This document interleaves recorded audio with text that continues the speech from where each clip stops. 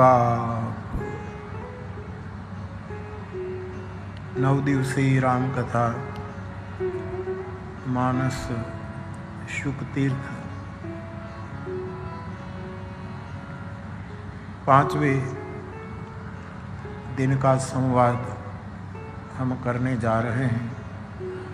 तब पुनः एक बार पतित पावनी भागीरथी गंगा को प्रणाम करते हुए श्रीमद् भागवत की गंगा यहाँ बही वाणी रूप में इस वाणी को प्रणाम करते हुए और जिस शुकमुख से ये वाणी निकली ऐसे अवधूत शिरोमणि परमहंस अलक्षलिंग जिसे संतुष्टि के लिए किसी के सहकार की जरूरत नहीं, निजलाभ तुष्टो, ऐसे सुखदेव जी महाराज को प्रणाम करता हूँ।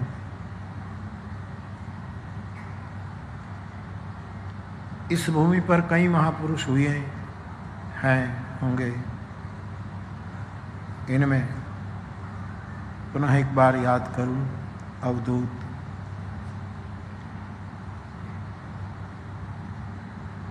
महाराज जी, ज्ञानदेव जी महाराज, आपकी चेतना को मैं प्रणाम करता हूँ। शुकताल में जितने धर्मस्थान हैं, धर्मस्थान में जो स्वरूप विराजित हो, वहाँ की पूजा अर्चा जो करते हो, संत महंत आचार्य विद्वद्गण सभी को भी मेरा प्रणाम। यहाँ की जनता को प्रणाम। कथा में उपस्थित सभी संत चरणों में भी मेरा प्रणाम। समाज के विविध क्षेत्र अग्रणी इन सब का भी मैं स्वागत करता हूँ, मेरी प्रसन्नता पेश करता हूँ। निमित्त मात्र मनोरथी परिवार, चेतन और आपका परिवार और ब्रिजेश की चेतना को भी स्मरूं, सभी को स्मरण कर रहा हूँ। और आप सभी मेरे श्रोता भाई बहन सभी को व्यासपीठ से मेरा प्रणाम। जय सिया राम।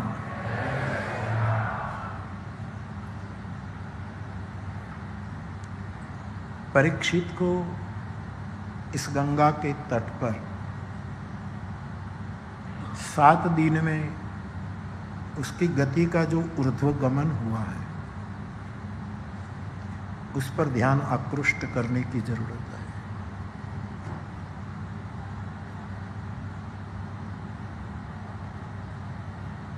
परम अवधूत शुकदेव जी के चरणों में बैठा हुआ 7वें दिन जिसकी मृत्यु है,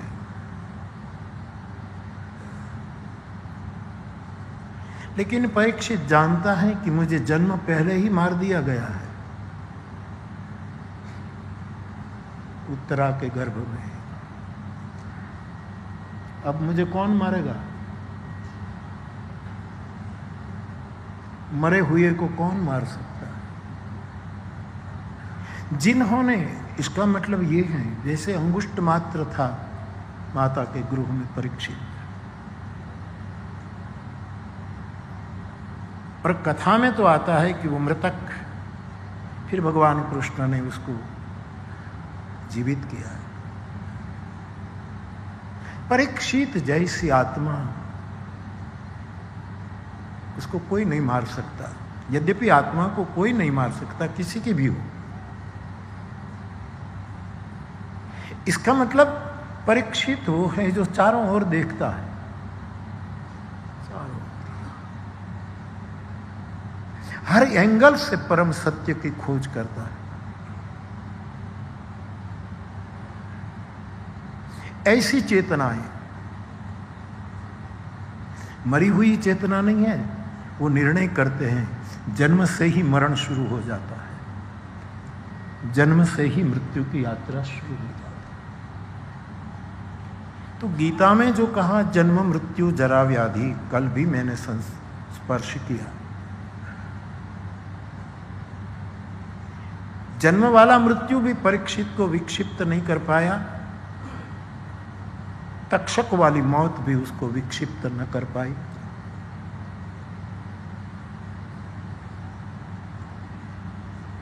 उसको बूढ़ापा नहीं आया, जरा का दुख नहीं लगा।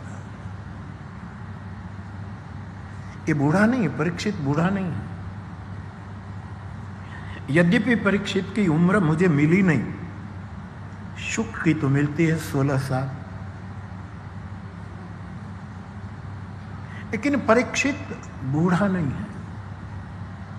इसलिए गीता वाली जरा भी उसको स्पर्श नहीं कर सकी।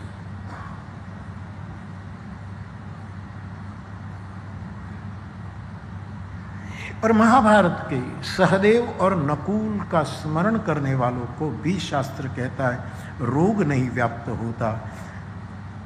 तो जिस कथा में कृष्ण ही आदि मध्य और अंत में है, उसको व्याधि भी नहीं हो सकती। ये कैसे हुआ?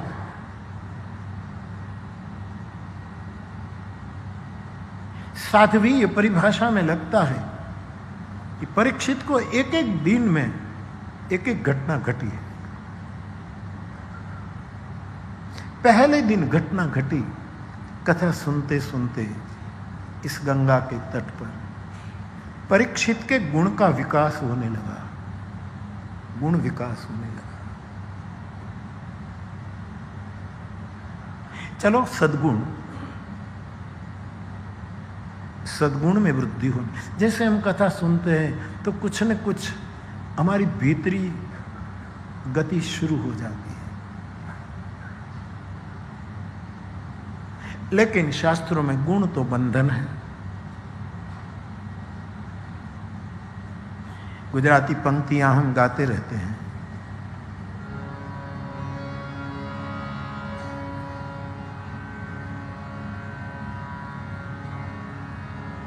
मीठा मधुरा मन गमता पण बंधन अंते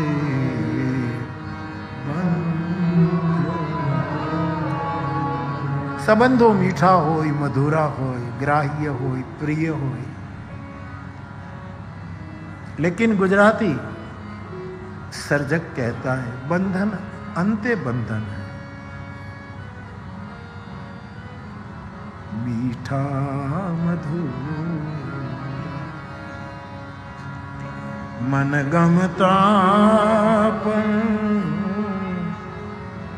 बंधन अंते बंधन। फलश्रुति क्या, परिणाम क्या? लाई जाए जन्म ये चक्रावे लाई जाए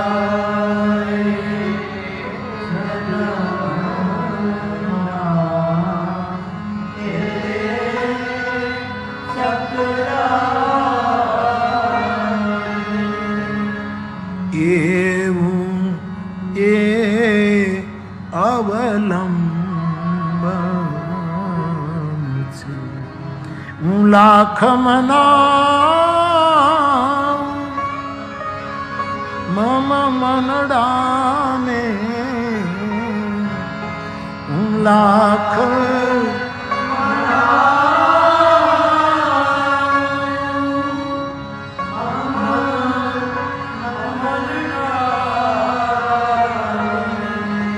अने तो ये करे मन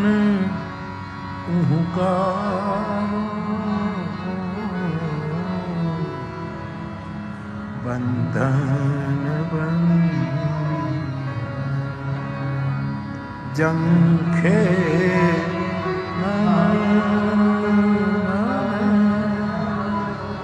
मारो आत्म जन के छूट। तो जब व्यासपीठ कह रही हैं कि पहले दिन की कथा में परीक्षित के गुण का वर्धन हुआ, तो क्या बंधन हुआ? आदमी निकला मुक्ति की यात्रा पर, मोक्ष की यात्रा पर, मृत्यु को पार करके जिस प्रदेश में जाया जा सकता है, इसके लिए यहाँ आकर बैठा। उसका गुणवर्धन तो बंधन जटिल हुआ। यहाँ पदकार, गुजराती पदकार कहता है कि हर एक बंधन चाहे कैसा भी हो, बंधन ही है। 46 वर्ष थे नितिन भाई, 47, 43 में प्रवेश, लेकिन बंधन आखिर बंधन। लेकिन भगवत कथा बंधन को जो अनुबंध में परिवर्तित कर देगा, उसको बंधन बंधन नहीं रहने देगा। उसको गांठ बांधना भी आएगी, गांठ छोड़ना भी आ जाएगी, हो सकेगा। तो मुझे लगता है, मैं आपसे संवाद करना चाहता हूं, पहले दिन की कथा में परीक्षित का गुणवर्धन हुआ, और गुणवर्धन इतनी टोच तक गया जैसे अग्नि नय सुपथा राये आसमान। पहली शुक्रताल की कथा, तब ये मंत्र उठाया गया था। पहली बार ये मंत्र, पहली बार की शुक्रताल की कथा, अग्नि नय सुपथा राये आसमान। परीक्षित के गुण का वर्धन था किस अर्थ में? जैसे यज्ञ की शिरा, यज्ञ की लौ धीरे धीरे वृद्धि, जैसे जैसे जैसे बढ़ती जा रही, बढ़ती जाती, और एक क्षण ऐसी आती कि ये लौ विलीन हो जाती है। परीक्षित का गुण धर्म पहले दिन की गुणवर्धन, पहले दिन की कथा के बाद ये आदमी गुणातीत हो गया, गुणों से। अब ना उसको सत्व गुण बांध पाएगा, न रजोगुण पकड़ेगा, न तमोगुण का बंधन उसको परेशान कर सकता। गुणबंधन है, लेकिन भगवत कथा के श्रवण द्वारा निरंतर गुणवर्धन हो, तो यज्ञ की शिरा आखिर में अस्तित्व में विलीन हो जाती है। वैसे वर्धित गुण धीरे धीरे धीरे धीरे अंतर्हित हो जाते हैं और साधक गुणातीत हो जाता। पहले दिन की कथा का फल ये था। अब कल्पना करिए, कल्पन भी एक महत्व का है। विवेकानंद जी को जब अमेरिका में पूछा गया कि भगवान कृष्ण रासलीला से अदृश्य हो गए और गोपी जन भटके, रोए, ये करे, ये कल्पना तो नहीं लगती? एक आदमी चला जाए तो ऐसा हो सकता है? ये कल्पना लगती। विवेकानंद जी ने इतना कहा कि ऐसी कल्पना करके तो देखो, ऐसी कल्पना करके देखो। तो बाप थोड़ा यहां का एक एक दिन की कथा के बाद मानो सुखदेव जी ने परीक्षित को पूछा कि मैं एक जगह बैठने वाला आदमी नहीं हूं, मैं बार बार स्मरण करूं, मेरी निष्ठा निर्गुण में है, और मैं तेरे पास 7 दिन तक भागवत कथा कहने बैठ जाऊं, तो मैंने जो ये किया कृपा के कारण किया, जो कहो, मेरी कथा पहले दिन की सुनकर तुझे क्या फायदा हुआ? और परीक्षित ने कहा, मेरा गुण विकास होते होते होते, वर्धन होते होते अंतर्हित हो गया। अवकाश में दीप ज्योति, जिसको बुद्ध निर्वाण कहते हैं, दीप निर्वाण, पूरी नवल कथा आई हमारे यहाँ, दीप निर्वाण। भगवान करे मेरी और आपकी ऐसी ऊर्ध्व गति हो, एक दिन की कथा कहते सुनते ऐसी गुण वृद्धि हो। स्वाभाविक जो किसी में रजोगुण है, तमोगुण है, सत्वगुण है, उसको बदलना बहुत मुश्किल है। समय आने पर ये गुण हावी हो जाते हैं।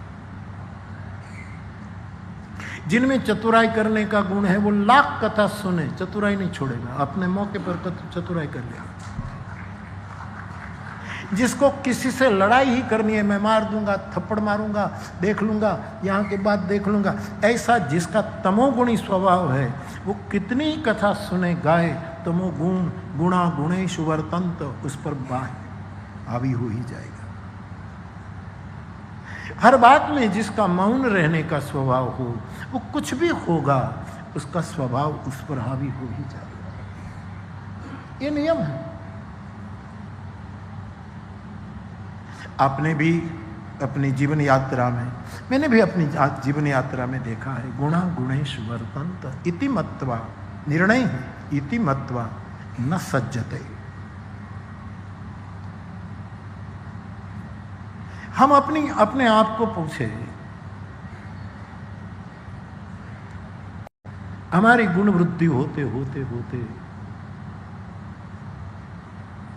ये गुण समाप्त हो गए, पहले दिन की कथा सफल।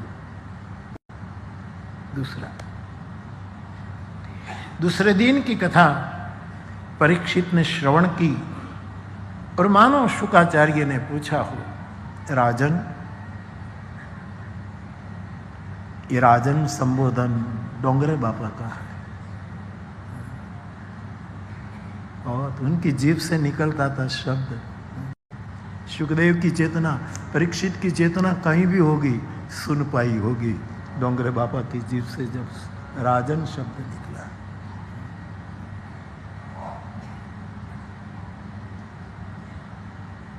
जिस जीभ ने अन्याय का अन्न न खाया हो, जिस जीभ ने अपने जिंदगी में कभी झूठ उच्चारण न किया हो, जिस जीभ ने जगत में किसी की निंदा न की हो, जिस जीभ ने निरंतर हरि स्मरण किया हो, वो जीभ कोई संबोधन करे तो उसी समय उसी चेतना को वहां प्रकट होना पड़ता है अदृश्य रूप में। मुझे हमारे काशी वाले पृच्छक ने आज पूछा कि आप शुक्रताल में कथा करते हैं तो आप बोलते हैं तो सुखदेव जी और परीक्षित की चेतना सुनने को आती है? आप काशी में बैठे बैठे नहीं देख पाओगे, यहां आकर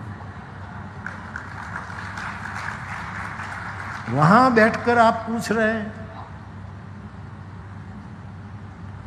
अब इसका जवाब मैं क्या, मुझे सुनने के लिए परीक्षित और सुखदेव की चेतना यहां आती हो ऐसा तो हम नहीं कह सकते। ये तो अहंकार हो जाएगा। लेकिन मैं मनोरथ करता हूं कि वो मुझे सुने।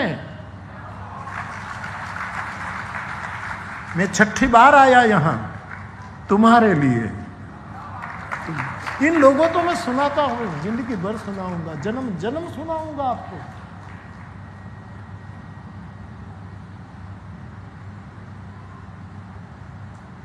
हम इस काबिल नहीं है, मैं तो आपको सहज कह रहा हूं। लेकिन जिस जीभ ने कभी असत्य का आश्रय न, अन्याय का अन्न न खाया हो, जिस जीभ ने कभी किसी की निंदा न की,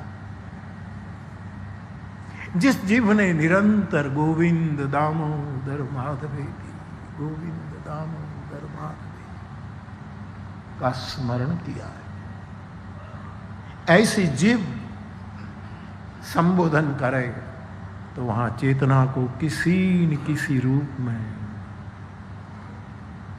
गुना होता है। तो डोंगरे बाबा इस रूप में सूर्यदेव सूर्य, ये नकल नहीं है, डोंगरे बाबा की स्मृति है, नकल है। इसकी नकल कोई नहीं कर सकता, कोई नहीं कर सकता।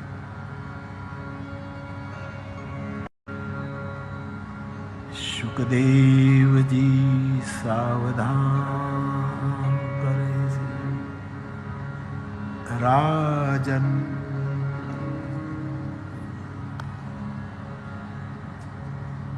दो शब्द बोले फिर हमें उसकी जीभ पर लटकना पड़ता है कि अब आगे क्या बोलेगा, आगे क्या बोलेगा, आगे क्या बोलेगा। ये प्रमाण है जिस जीव ने राम कृष्ण हरि, राम कृष्ण हरि, राम कृष्ण हरि जो भी नाम हो,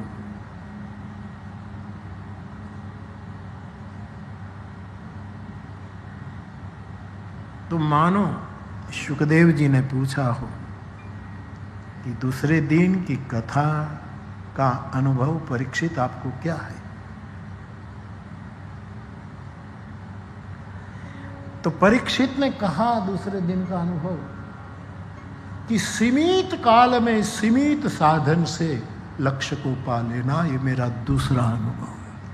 सीमित काल में और सीमित साधनों से कांपो न वड़ाय मारे बधुं ज करी लेवुं। समय बहु ओछो से मैंने पाया जो 7 दिन का सीमित समय है उसमें सीमित साधन मानी एकमात्र साधन।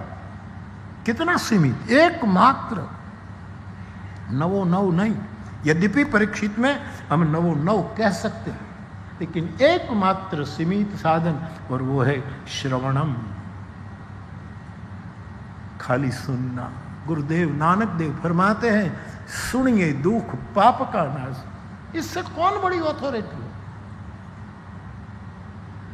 नानक देव कहते तुम सुनो खाली और तुम्हारे जन्म जन्मांतर के पाप नष्ट हो जाएंगे। मैं नहीं कहता, गुरु नानक देव कहते हैं। जो कहते हैं आदि भी सचू जुगादि भी सचू, जपू जी में बोल रहे हैं आदि भी सत्य जुगादि भी सत्य।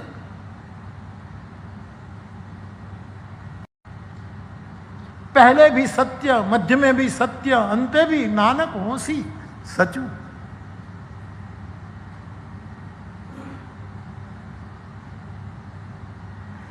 मेरे कहने का मतलब बाप, सीमित समय में सीमित साधनों में काम कर लो। सुनिए दुख पाप का नाश। हमारे पास समय कितना समय, और ये भी कर लूं, ये भी कर लूं, ये भी कर लूं। अच्छी बात है, ज़्यादा कर सको तो करें हम। मैं जब भी कर लूं तब भी कर लूं, उपवास भी कर लूं, वन में चला जाऊं, ये कर लूं, ये ठीक है। लेकिन गुरुदेव नानक ने भी कहा केवल सुनो, सीमित साधन। रामचरितमानस का विभीषण राम की शरण में गया तो उसमें तो नवो नव दिखती है भक्ति। विभीषण ने श्रवण प्रधान है, श्रवण की गर्भ से सब भक्तियां प्रकट होती है धीरे धीरे। गर्भ है श्रवण, पहले श्रवण।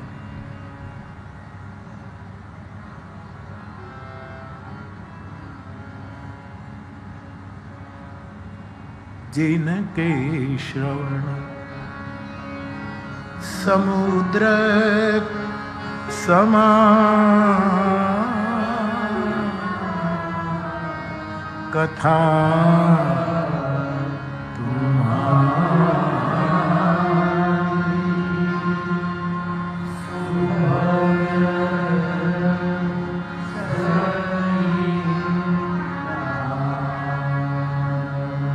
जो लोग आपको कहे कि कथा सुन सुन करके कुछ हुआ तो नहीं, ऐसी बात नहीं। पूछो परीक्षित को क्या होता है। हाँ, लोग ताना मारेंगे जरूर, और महापुरुषों ने भी एक अच्छे ढंग से हमें थोड़ा ताना मार करके कि कथा सुनी सुनी फूटिया कान, तो ये न आयु ब्रह्म ज्ञान। अखा भगत ने कहा, हमारे माधव रामानुज बापू तो एक बार विरमगाम में हमारी कनकेश्वरी माँ के यहाँ त्रिवेणी की बैठक थी कथाकारों। तो रामानंद बापू आए, मुझे कहे बापू मुझे ये लगता है कि कथा सुनी सुनी फूटिया कान, ऐसा कहा कि कथा सांभળી सांभળીને कान फूटी गया तो ये कहीं ब्रह्म ज्ञान तो आयु नहीं। पण उस समय रामानंद बापू ने अच्छा कहा था कि इसका मतलब ये भी हो सकता है, ये शास्त्रीय अर्थ नहीं है, साध्वी अर्थ है कि हमारे कान थे ही नहीं, सर्प के दर थे, सांप के रहने के दर थे, कान तो थे ही नहीं। सुनते सुनते कान में कुपले फूटे, कान सजग हुए। कान की सार्थकता है भगवान की कथा सुनने में। श्रवणो कथायाम वाणी गुणानुकथने श्रवणो कथायाम, कान की सार्थकता है भगवत कथा सुनने से।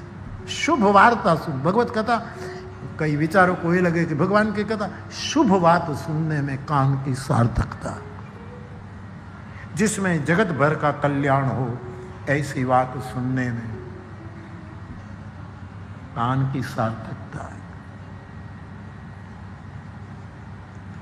तो विभीषण श्रवण करता, इसलिए तो बोला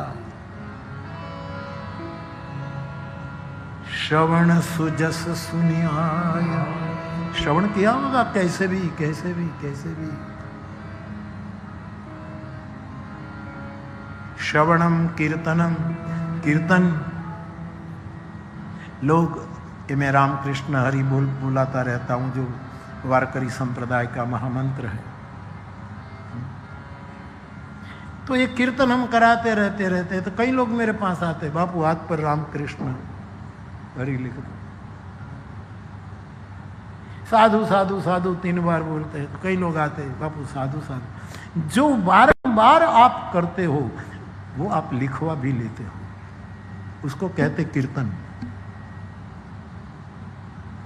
निरंतर उसके घर में राम नाम का वो चलता है, इसलिए तो राम नाम अंकित ग्रह, उसने लिखवा दिया। राम लिख दो ना, रामकृष्ण हरि लिख दो, साधु लिख दो, भरोसा लिख दो। वो श्रवणम कीर्तन, कीर्तन भी है राम नाम अंकित ग्रह के संदर्भ में। श्रवणम कीर्तनम विष्णु स्मरणम, राम नाम ते ही सुमिरन की हृदय हर्ष कपि सज्जन। जब हनुमान जी गए लंका में तो सुबह में जब विभीषण जागा तो राम राम सुमिरन करने लगा। ये सब है, उसके पास समय था,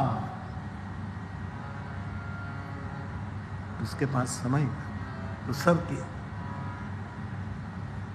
श्रवण सुजस सुनायु प्रभु भंज, श्रवणम कीर्तनम विष्णु स्मरणम पाद सेवनम।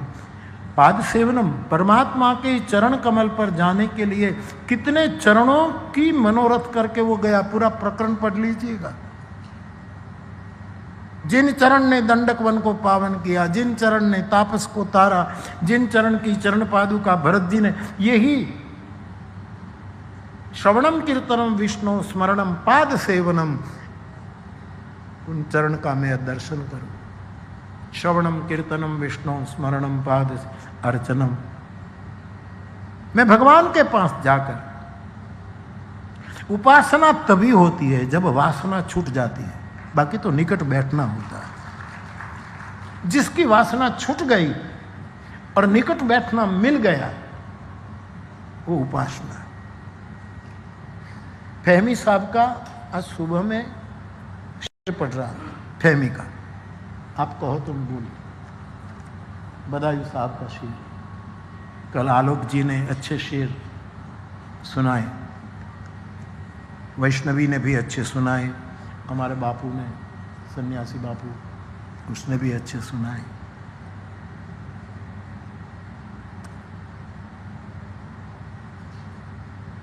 बस वही इम्तिहान में पास हुए हैं, वही लोग परीक्षा में पास हुए। बस वही इम्तिहान में पास हुए जो तेरे आसपास बैठे थे। जिसको तेरी उपासना मिल गई थी, निकट बैठने का सौभाग्य प्राप्त हुआ था, वही जीवन की परीक्षा में पास होते हैं। लेकिन बैठ कौन सकता है जिसकी वासना छूट गई? उर कछु प्रथम वासना रही। विभीषण कहता है, प्रभु शुरू शुरू में मेरे मन में वासना थी, लेकिन आपकी इस चरण की जो गंगा है इसमें बह गई और प्रभु के पास बैठा है। फहमी साहब ठीक कहते, बस वही इम्तिहान में पास हुए जो तेरे आस पास बैठे थे। हम तेरे गम के पास बैठे थे, इसलिए दूसरे गम उदास बैठे थे। मैं तेरे दर्द के पास बैठा था, तेरी पीड़ा के पास बैठा था, तेरी वेदना के पास बैठा कि ब्रज को छोड़कर तेरी वेदना क्या है, वृंदावन छोड़कर तू बार बार अंदर से क्यों रो रहा है। मैं तेरे दर्द के पास बैठा, तेरे गम के पास बैठा, तो मेरे जितने भी गम थे वो सब उदास हो गए कि तो किसी के गम में हो गया। ये फहमी ही लिख सकता। हम तेरे गम के पास बैठे थे, दूसरे गम उदास बैठे थे, बस वही तहाँ में पास हुए जो तेरे आस पास बैठे थे। अच्छा शेर है, सुनिए। दोस्तों ने हंसा दिया आकर, दोस्तों ने हंसा दिया आकर, अच्छे खासे उदास बैठे थे। कोई कोने में उदास बैठे थे, किसी की याद में, कोई तन्हाई में रो रहे थे। निश दिन बरसत नैन हमारे, शाम बिना व्रज सुन। लेकिन मित्र ने आकर हंसा दिया। अच्छे खासे उदास बैठे थे। ए फहमी साहब के कुछ शेर थे। बाप निकट उसको बैठना मिलता है जिसकी वासना छूट गई, अथवा तो वासना न छूटी और मिलना, तो इस उपासना से कोई फायदा नहीं होगा। श्रवणम कीर्तनम विष्णु स्मरणम पाद सेवनम अर्चनम। अर्चन बिल्कुल निकट बैठकर किया जा सकता है, दर्शन दूर से हो सकता है। अर्चन करने के लिए किसी के चरण का अर्चन पूजा तो जितना हो सके निकट जाना पड़ता है। विभीषण भगवान के बहुत निकट पहुंच गया। कहा लंकेश मंत्र लगी काना। लंका में जो एक दृश्य है वहां तो भगवान इतने विभीषण और इतने निकट आ गए कि कान में मुंह डाल करके मानो बातचीत हो रही, इतने सन्निकट है। जब विभीषण शरण में आया तो आजान भुजा ठाकुर जी ने लेकर अपनी डिंग पर, जहां राम जी चट्टान पर बैठे थे, उसके पास बिठा दिया। हम बलजबरी से बैठ जाएं ये बात और है, किसी की करुणा पास बिठा दे ये बात और है। उसको कहते उपासना, उपासना, उपासना। तो तलगा जड़ा को विभीषण में ये भक्ति भी दिखती है। श्रवणम कीर्तनम विष्णु स्मरणम पाद सेवनम अर्चनम वंदनम। जब गया है तो परमात्मा के चरणों में वंदन कर रहा है, गिर पड़ा। सकृदेव प्रपन्नाय तवास्मेति च यातते अभयम सर्वभूतेभ्यो एतत् वचनम एतत् व्रतम मम। दंडवत करता है। परमात्मा ने आज भुजा से उसको उठा लिया, गले लगा लिया। श्रवणम कीर्तनम विष्णु स्मरणम पाद सेवनम अर्चनम वंदनम दास्यम सख्यम।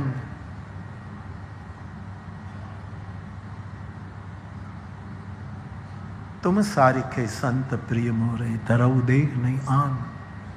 सखा धर्म निर्भय कही भांति, इसको सखा के तो सख्यम भी इस आदमी में आ गया। सख्यम आत्मनिवेदनम, फिर आत्मनिवेदन करता है। निशिचर वंश जन्म सुरत्राता नाथ दशानन कर्मे भ्राता सहज पाप प्रीतामस ये आत्म। तो एक श्रवण से यात्रा होती। श्रवण है सगर्भा। इससे 8 प्रकार की अवस्था प्रकट होती है श्रवण से। इसे सुनिए सुनिए सुनिए। दुख पाप का मुरारी बापू को सुनो, संख्या बढ़े, इसलिए मैं नहीं कह रहा, मैं सनातन बात कर रहा हूं।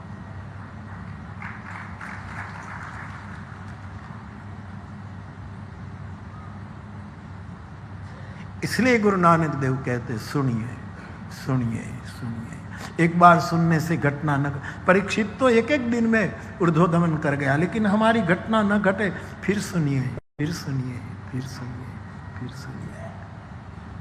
और कथा जब प्रिय लगने लगती है ना तो बार बार सुनने। कोई गीत आपको प्रिय लगता है तो हम वंस मोर नहीं करते। कोई शेर अच्छा लगे तो वंस मोर कर दे, दोबारा दोबारा तिबारा करते हैं।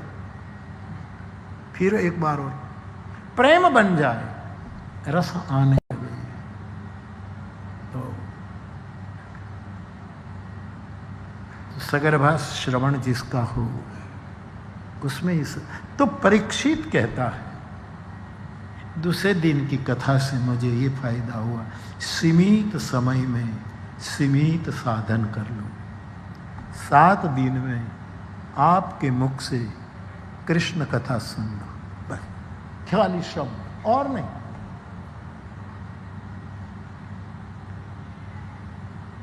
एक कल्पन है, ध्यान देना।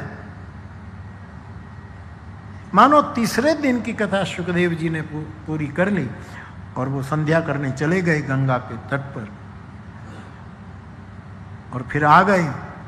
फिर जो सार रूप में कुछ बातें होती होंगी, उसी समय फिर सुखदेव जी ने पूछा होगा कि तीसरे दिन की कथा सुनकर तुम्हें क्या हुआ, तुम्हें क्या हुआ, तुम्हें क्या हुआ। तो परीक्षित ने कहा तीसरे दिन की कथा सुनते सुनते मुझ में सेवा का भाव आया। सेवा प्रभु, कथा सुनते सुनते दूसरों की सेवा करने का भाव जगे तो समझो हमने सुखदेव को सुना है, हमने परीक्षित होकर सेवा का भाव लगना चाहिए।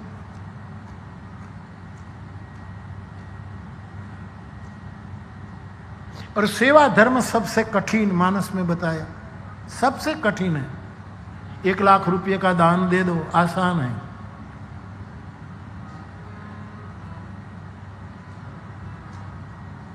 लेकिन सेवा करना, तीर्थ में आए हैं तो हम बहुत सेवा कर सकते हैं। जहां गंदगी हो गंदगी न होने दे, गंगा के तट पर इधर उधर कोई चीज पड़ी हो, इस अस्वच्छता को मिटा दे। सेवा।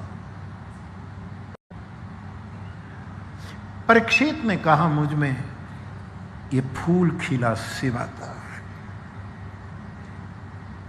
मैं इसीलिए इस सेवा को फूल कह रहा हूं कि सेवा की एक सुगंध होती है, सेवा की एक गंध होती है।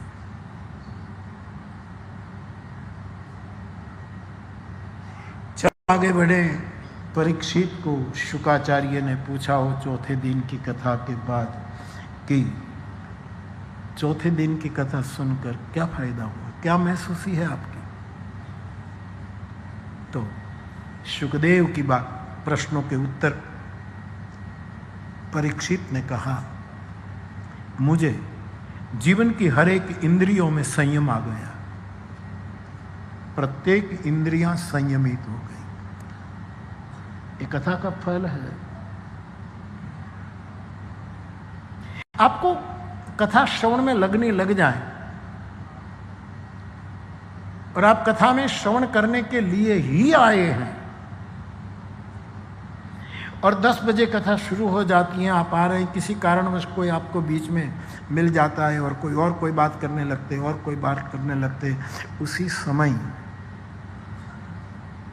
आपके कान संयमित हो जाए कि नहीं फिर बाद में मिलेंगे, हो 10 बज गए, अभी लोकाभिरामन शुरू हो जाएगा। संयम करना एक कथा के फल है। बाकी पतंजलि के अष्टांग योग में तो ये सब आने में बहुत देर लगती है।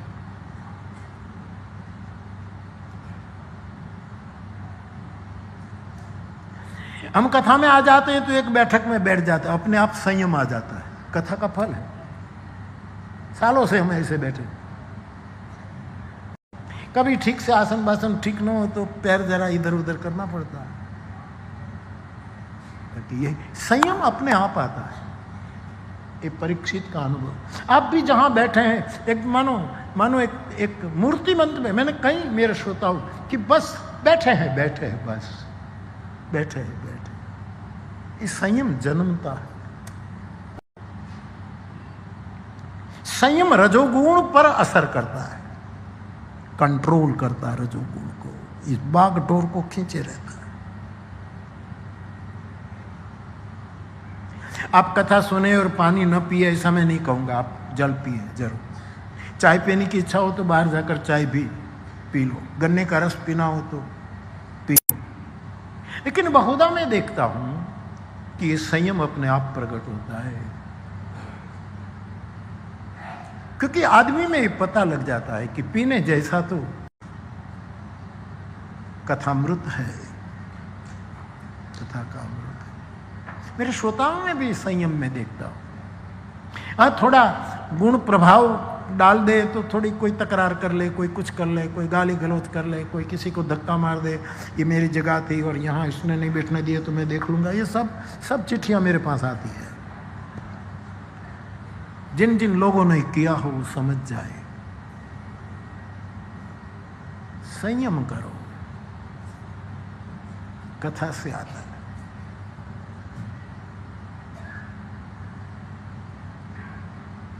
पहले दिन में गुणवर्धन, दूसरे दिन में सीमित समय में सीमित साधन। इस तन धन की कौन बढ़ाई, कब क्या हो, कब क्या हो। इनमें कुछ कर लेना। इसलिए कबीर साहब की बात, वो हमारा देव पूजक भी पैरवी में गा रहा था, हमने भी एक बार गा लिया था।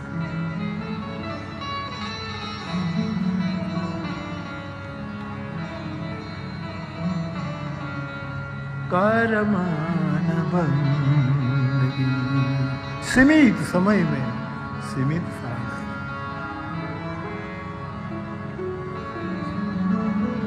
भज गोविंदम भज गोविंद। शंकराचार्य कहते सीमित समय में सरोवर का जल सूख जाए फिर सरोवर निकम्मा बन जाता है। गृहस्थ के पास पैसा खत्म हो गया तो परिवार निकम्मा, दूर भगने लगते हैं। शंकराचार्य ने सब बच्चे को समझाते समझाते लिखे। बोध हो जाए तो संसार अपने आप निकम्मा लगते, संसार कुछ दिखता नहीं। माटे सीमित समय में सीमित। भज गोविंदम भज भज गोविंदम मूढ़मते भज गोविंदम।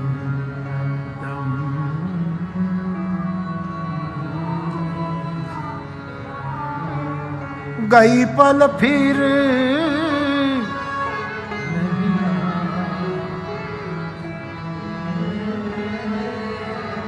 आ गई पल फिर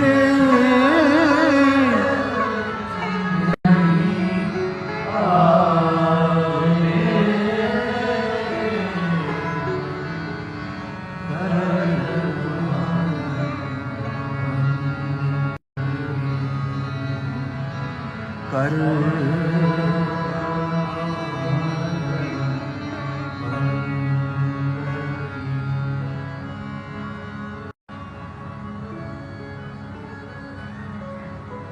तो जितना समय है उसमें सीमित दूसरे दिन का।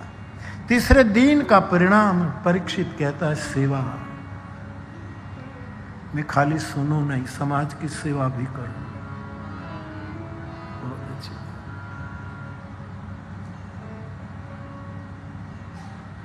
और आप इतनी संख्या में 3.5 घंटे सुनते हैं, तो ये भी समाज की सेवा है। बाहर होते तो खबर नहीं क्या क्या करते, अंदर भी इतना करते हो तो बाहर होते तब क्या क्या करते।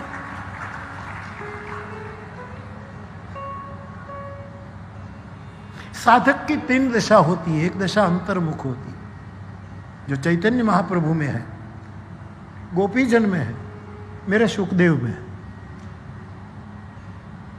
3 दशा होती। एक अंतर्मुख दशा, भगवान चैतन्य महाप्रभु जब अंतर्दशा में खो जाते थे, तो जो 10 दशा होती है जीव की, वो 10 दिशा के पीड़ित हो जाते थे। रोना, मर मृत्यु तक की बात जो 10 दिशा शास्त्रों में उस चैतन्य को लागू होती, जैसे गोपीजनों को लागू होती थी, जैसे शुकदेव को लागू होती।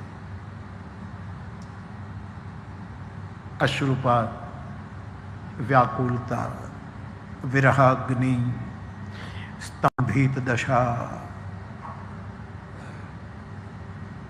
पुकार, चीख मारना, मूर्छा, बेहोशी। चैतन्य महाप्रभु के जीवन में 10 दिशा आती थी और 6 अंत मृत्यु तक।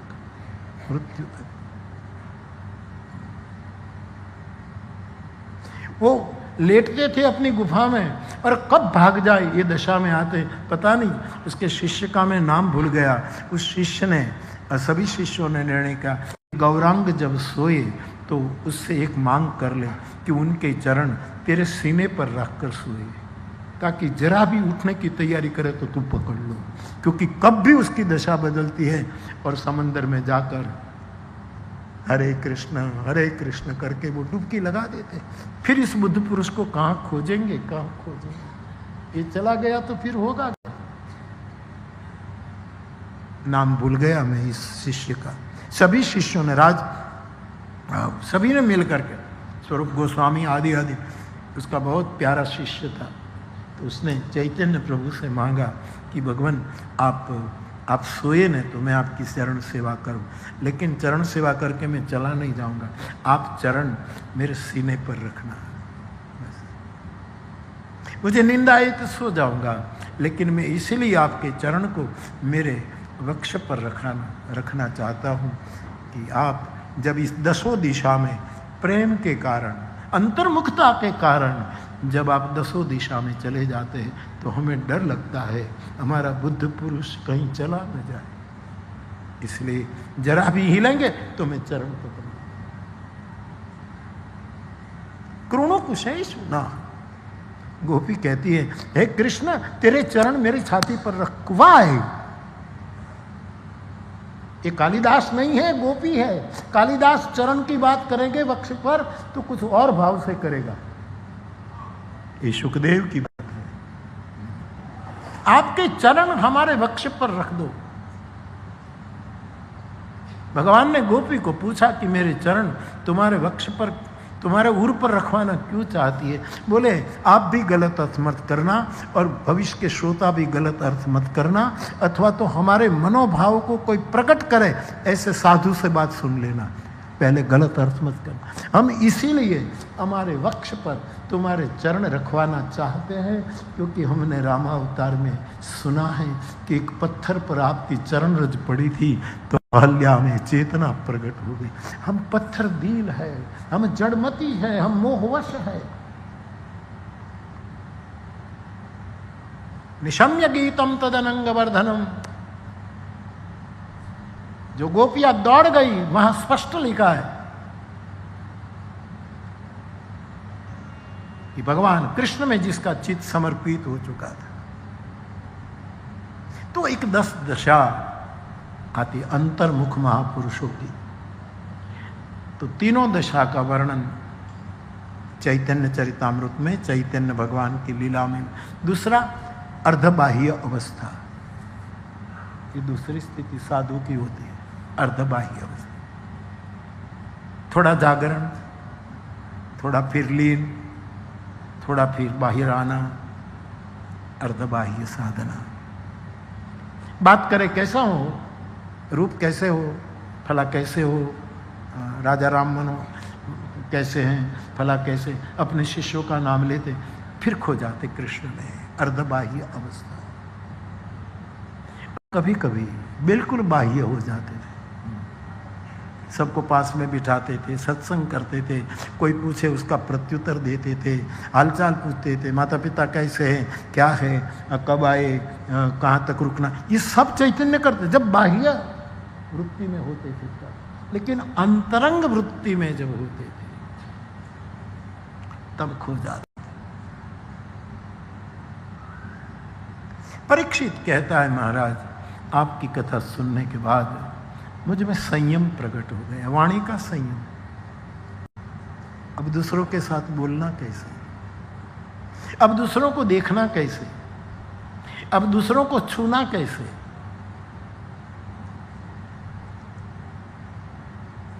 दूसरों से व्यवहार कैसे करना, वो संयम आ गया चौथे दिन की कथा से। पांचवें दिन की कथा के बाद फिर अवधूत शिरोमणि शुकदेव जी ने पूछा है। परीक्षित ने क्या प्रश्न पूछे? शुक ने प्रश्न पूछे कि पांचवें दिन की कथा से तुम्हें क्या मिला। उस समय वो कहता है, पांचवें दिन की कथा के बाद मुझे प्राप्त हुआ है वो है अहिंसा। शुक कहता, परीक्षित अहिंसा, मेरे में अहिंसा इतनी आ गई महाराज कि तत्सन्निधो वैर त्याग। अब तक्षक आएगा तो भी पतंजलि के सूत्र के अनुसार अहिंसा प्रतिष्ठायाम तत्सन्निधो वैर त्याग। अहिंसा उसी को कहते हैं कि उसके पास आने वाला भी अपनी हिंसा से मुक्त हो जाए। इसलिए ऋषियों के आश्रम में 55 शेर और हाथी एक साथ बैठते थे, क्योंकि अहिंसा प्रतिष्ठायाम तत्सन्निधो वै। मुझ में अहिंसा आ गई, अब मन वचन कर्म से किसी की वो नहीं। और तक्षक भी मेरी क्या हिंसा कर पाएगा, अब क्या कर पाएगा। मैं अहिंसा में प्रतिष्ठित हो चुका हूं। ये पांचवें दिन की फलश्रुति है। छठे दिन की फलश्रुति जब शुकाचार्य ने परीक्षित जी से पूछा कि छठा दिन हो गया है,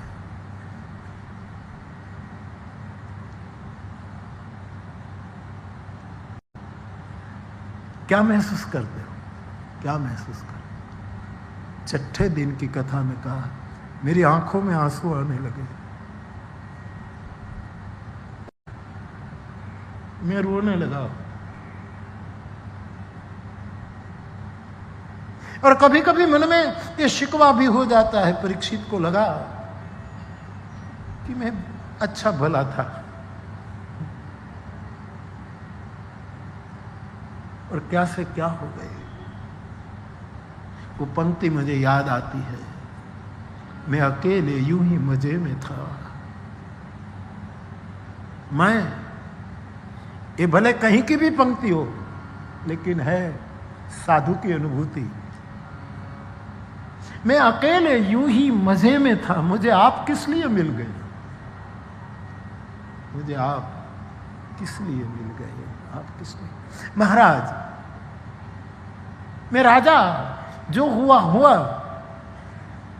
लेकिन अब बांध टूट गया। गुरुदेव, बांध टूट गया। ये मेरे बुद्ध पुरुष, अब मैं अपने वश में। श्रवण से मेरी यात्रा अश्रु तक पहुंच गई। अब मुझे रोने सिवा, क्योंकि एक दिन बचा है, कल क्या होगा।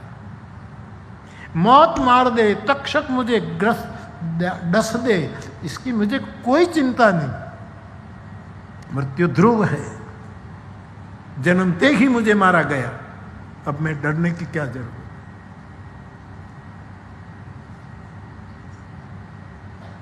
लेकिन आज से मेरी आंखें निरंतर डबडबा गई है, ये मेरी अनुभूति है।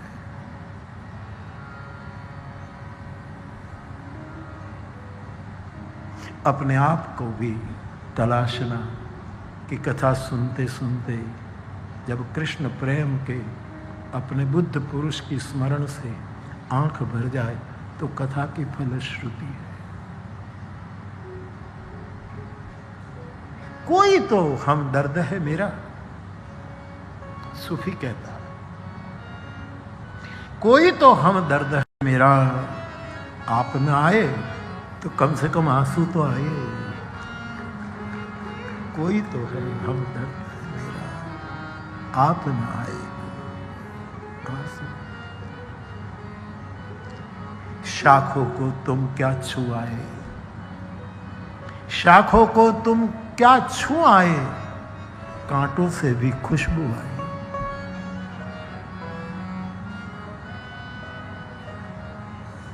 तूने ऐसा क्या गाया, तूने ऐसा क्या बजाया कि पर्वत पर से साधु आए, जो साधना में बैठे थे वो नीचे तेरे पास आ गया कि तू कौन है, तू क्या गा रहा है, क्या है।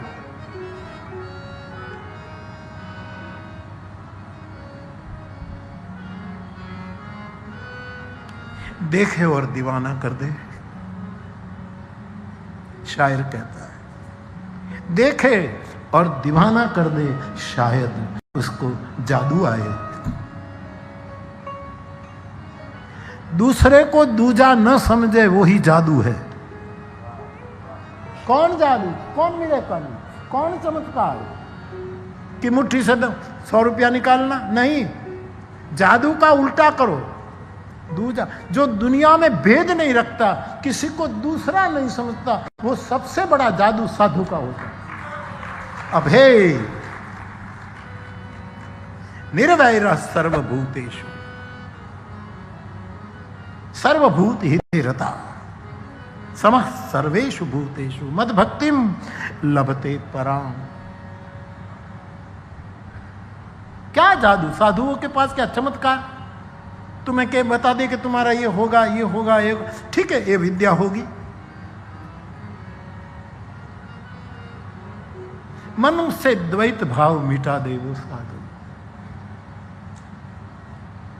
मन गाए दूसरा न कोई, अब दूसरा न, जैसे मीरा ने गाया था।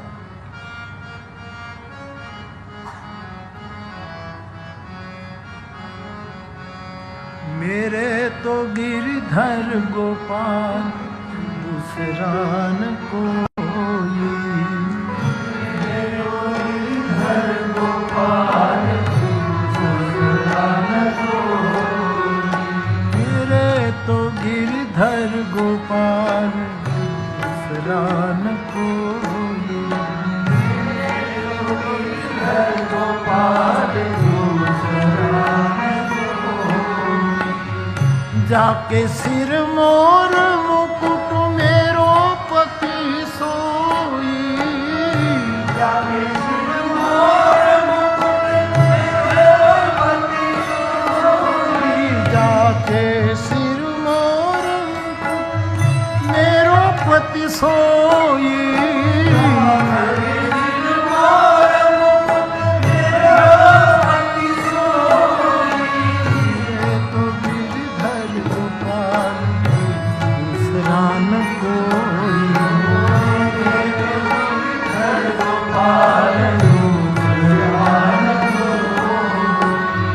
जाके सिर मोर मुकुट मेरो पति सोई, जाके सिर मोर मुकुट मेरो पति सोई।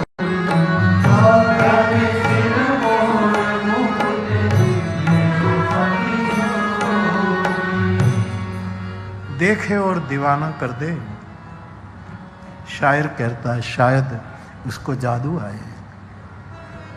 जो दूजा भाव न रखे वो जादू है। नरसिंह ने वही जादू किया, मीरा ने वही जादू किया, ज्ञानेश्वर भगवान ने वही जादू किया, शंकराचार्य भगवान ने वही जादू किया, निम्बार्क, रामानुज, मध्वाचार्य, वल्लभाचार्य, नरसिंह मेहता, सभी ने यही जादू किया। कोई चमत्कार नहीं, कोई दूजा नहीं, कोई पराया नहीं।